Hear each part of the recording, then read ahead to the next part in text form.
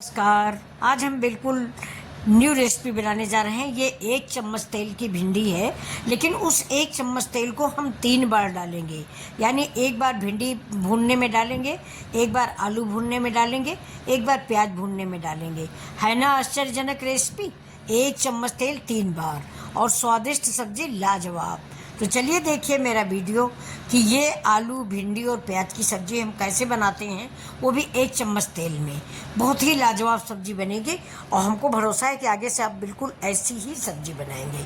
तो बच्चों कैसे हो, उम्मीद करती हूँ कि आप खुश होंगे और अपनी ज़िंदगी की ऊंचाइयों को छूने में व्यस्त होंगे। और मेरी भी भगवान से दुआ है कि हमारे बच्चे सीढ़ी दर सीढ़ी ऊपर चढ़ते जाएँ। तो ये देखिए मैंने भगोने में आधा चम्मच नहीं बल्कि 1/3 चम्मच तेल डाला है।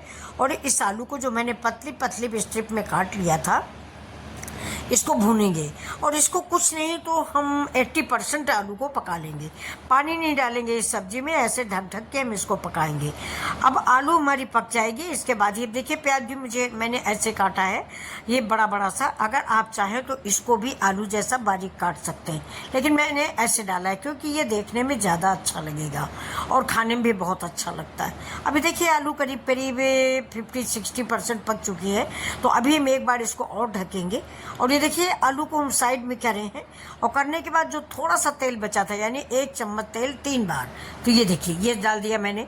अब इसमें हम डाल देंगे भिंडी, अपनी डालेंगे। जो मैंने भिंडी भी इसी आलू के स्टाइल से काट रखी है, यानी लंबी लंबी। जैसी मेरी आलू कटी वैसी मेरी भिंडी कटी। अब तेल में मैंने 1.5 चम्मच के करीब जीरा डाल दिया है। इस सब्जी में जीरा बहुत अच्छा लगता है।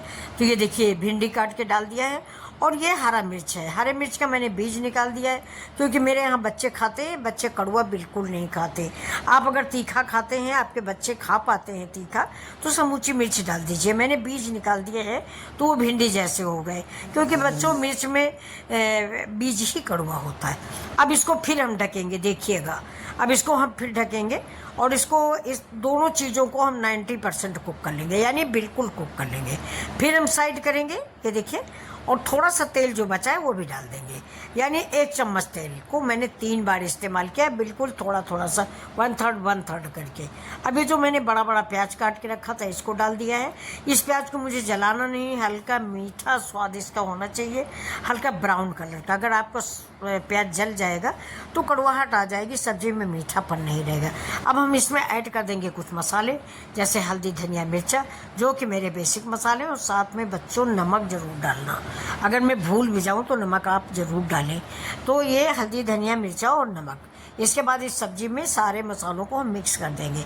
बन रही है लाजवाब रेसिपी। और ये देखिए सब्जी बन के बिल्कुल रेडी है। अब ना हम प्याज को ज़्यादा जलाएंगे, ना भिंडी को जलाएंगे, सिर्फ आलू पकने का वेट करेंगे। अब इससे देखिए बहुत सारे लोग टमाटर डाल देते हैं, तो मैंने भी टमाटर काट के रखा है। अगर आपको अच्छा लगता हो तो टमाटर डाल दीजिए। मेरे यहाँ भिंडी में थोड़ा टमाटर बच्चे कम पसंद करते हैं, तो मैं भिंडी में टमाटर नहीं डालती हूँ। तो ये हमारा सैलेड में इस्तेमाल हो जाएगा। ये देखिए आलू और भिंडी दोनों की सब्ज़ी ऐसे ही खाने वाली है। मैंने गुड़म्बा बनाया है, गुड़म्बे से ये आलू बिल्कुल फ्रेंच फ्राई जैसा लगेगी, बहुत टेस्टी लगती है। ऊपर से मैंने प्याज डाल दिया है। प्याज को ज़्यादा मत पकाइएगा, नहीं तो अच्छा नहीं लगेगा।